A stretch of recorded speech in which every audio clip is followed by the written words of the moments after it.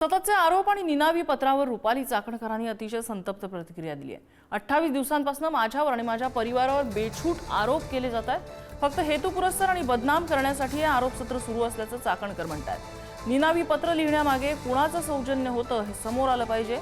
चाकणकरांच्या नावे सुनेत्रा पवारांना आलेल्या धमकीवर त्यांनी प्रतिक्रिया दिली आहे। माझ्या बदनामीसाठी हे निनावं पत्र आणण्यात आलंय। खोडसाळपणा करण्यासाठी हे पत्र कुणी लिहिलं याची चौकशी व्हावी अशी मागणी चाकणकरांनी केली आहे। त्यांनी एक्स पोस्ट करत अशी मागणी प्रशासनाकडे केलेली आहे। खरातच्या आर्थिक मालमत्तांशी आपला कुठलाही संबंध नाही, सत्य प्रखरतेने शेवटी समोर येईलच असं चाकणकर यांनी विश्वास व्यक्त केला आहे।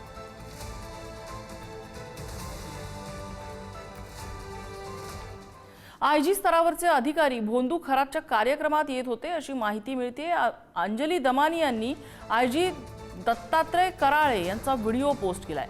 दत्तात्रय कराळे हे खरातच्या कार्यक्रमासाठी का गेले होते, कराळेंची चौकशी झाली पाहिजे असं अंजली दमानी यांनी म्हटलंय। कराळे हे नाशिक परिक्षेत्राचे विशेष पोलीस महानिरीक्षक आहेत। जी दत्ता कराळे हे गुरुपौर्णिमेच्या फंक्शनला अशोक खरातांना भेटायला गेले होते। एवढंच नाही तर त्यांच्या मंचावरनं त्यांनी भाषण देखील दिलं।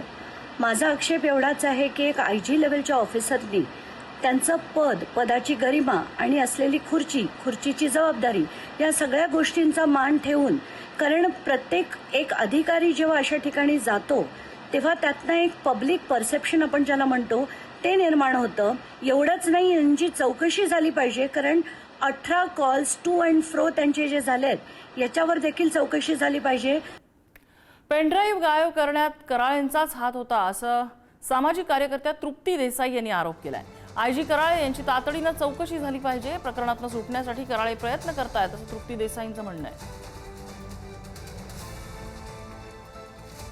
जेव्हा जेव्हा अशोक खरातचे कारनामे समोर यायला लागले, महिलांचं लैंगिक शोषणाचे पेनड्राईव्ह समोर येणार होते, तेव्हा जे लोक ते समोर आणणार होते त्यांच्यावर गुन्हे दाखल करायचे, पेनड्राईव्ह गायब करायचा, हे सुद्धा काम आयजी दत्तात्रय कराळेंच्या माध्यमातून डिसेंबर 2025ला याआधी झालेलं आहे। जेव्हा दिंडोरीच्या आश्रमामध्ये, अण्णा मोरेंच्या आश्रमामध्ये वाल्मिक कराड 2 दिवस मुक्कामाला होता, संपूर्ण महाराष्ट्र आणि पोलीस दल त्याला शोधत होतं, त्यावेळेला सुद्धा 2 दिवस तो जो मुक्कामाला होता तेव्हा दिंडोरी आश्रमातले जे व्हिडिओ डिलीट करण्यात आले ते सुद्धा कुणी केले तर आयजी दत्तात्रय कराळेंनी केलेत।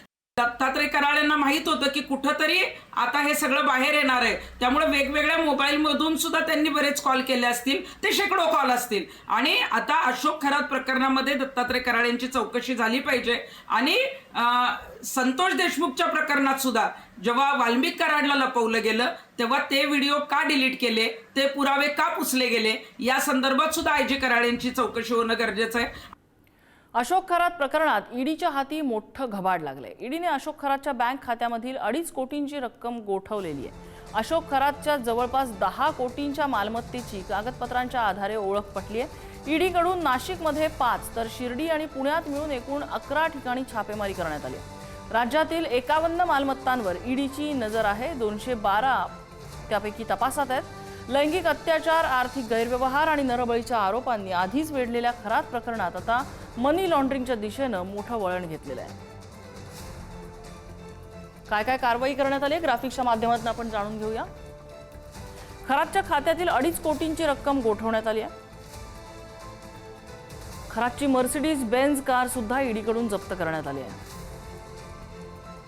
खरातचा सीए प्रकाश पोफळेच्या घरातून 42 लाख रुपये जप्त करण्यात आले।